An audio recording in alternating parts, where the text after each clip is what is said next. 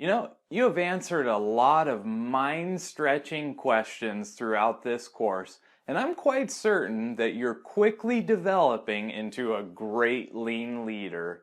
Before we jump into a general format for conducting huddles, I'd like to quickly share with you three important things you'll want to keep in mind as you develop your daily huddles.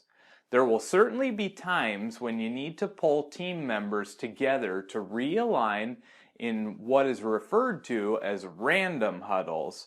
The more you can establish a routine, the more you and your team members will get out of your huddle experience. Let's look at three important tactics that you can use to help ensure you are getting the most out of your huddles.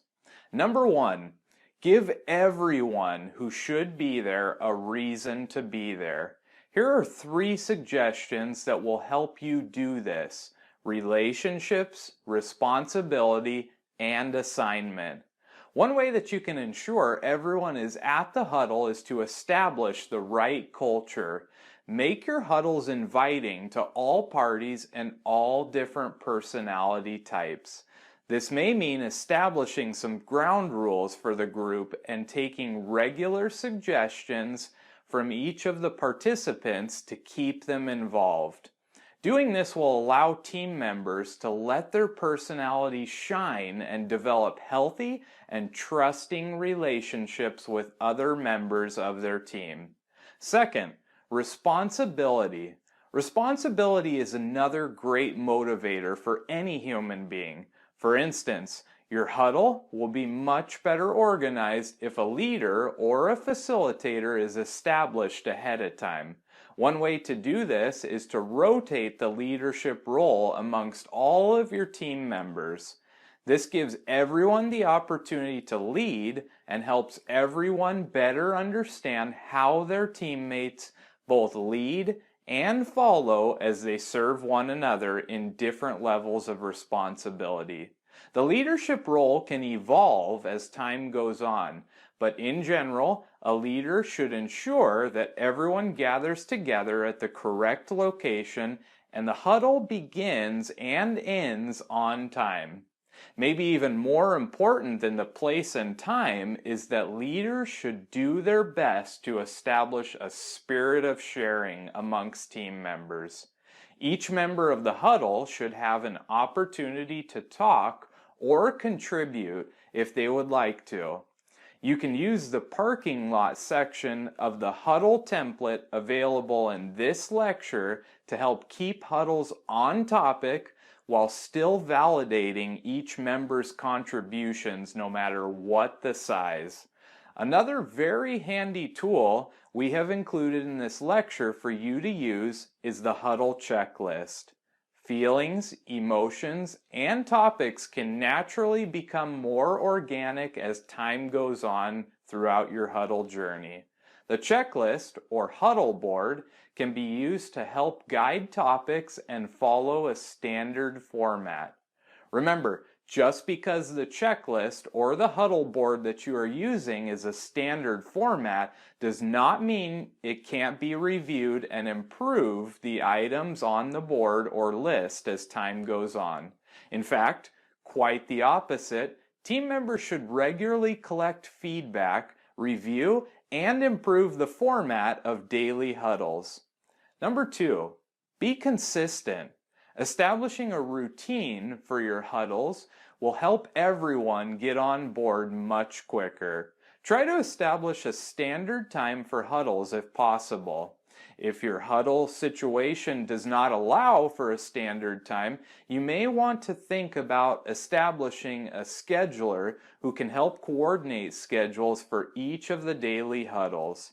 Team members should know before each day when the huddle will begin and when the huddle will end. Remember, the huddle is between 5 and 20 minutes, with 10 to 15 minutes being the ideal range. This will definitely take some getting used to, but as time evolves and leaders learn to use parking lots, checklists, and huddle boards, your huddle will become a powerful tool that everyone will want to be a part of. The third and final piece of the puzzle is to innovate and improve your process regularly. Like Lean, as a strategy, huddles can regularly be reviewed for improvements.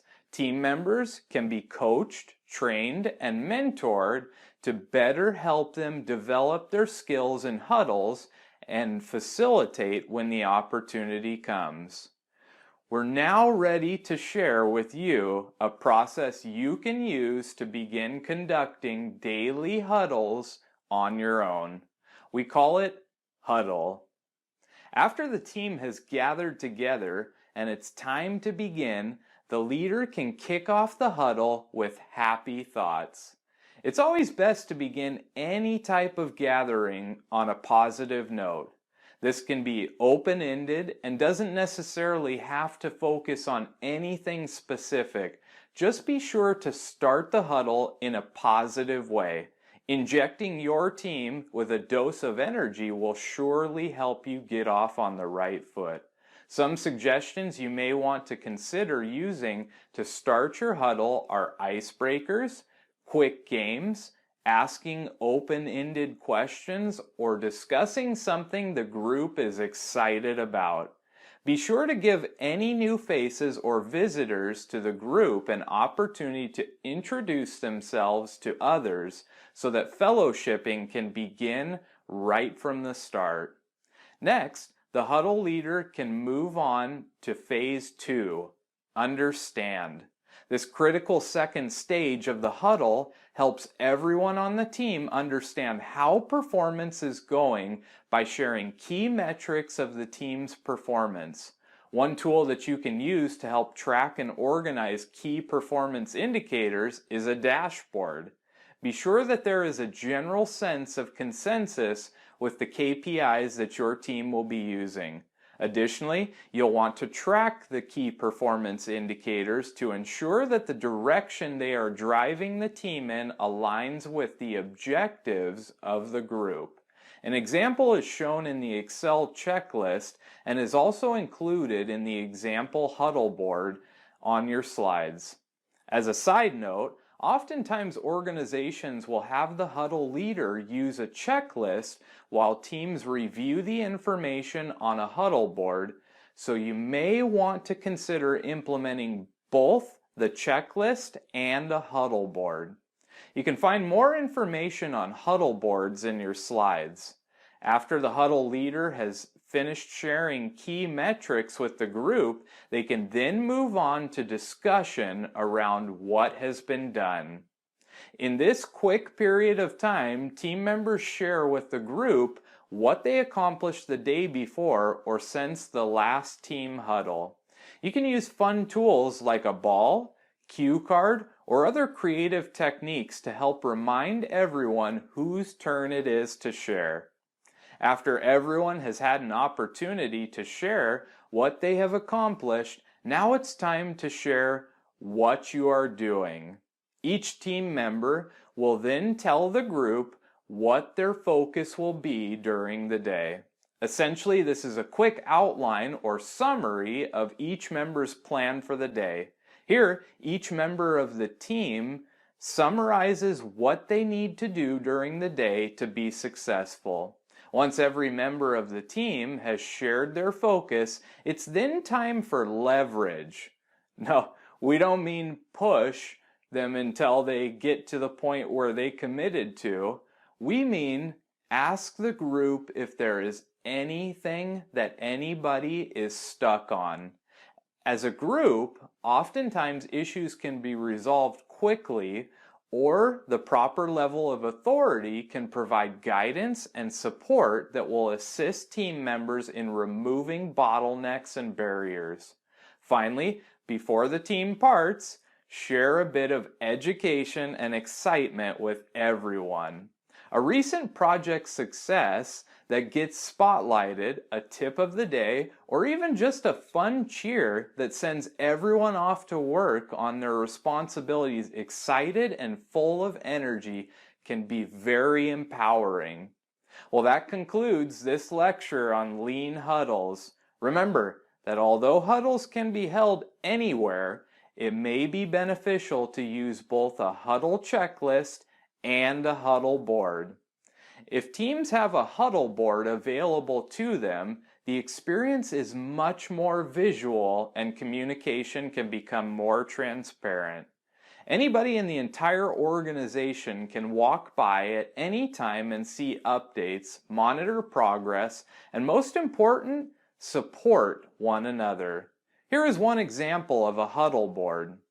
Teams can form their boards to meet their specific requirements. This example shows a general format for building your own Huddle board and how you can use it with the Huddle process we just shared. Be sure to review your slides as they will provide more detail on Huddle boards and recommend a few helpful supplies you might need to get. One more thing before we wrap up. In your slides is a Huddle assignment. I know, another assignment. But this will be a fun one that you can do with others. So please be sure to read through the slides and complete the assignment. We look forward to seeing all the fun you're going to have on this project. Until next time, my friends, keep on improving, and we will keep on giving you solutions that ignite your power.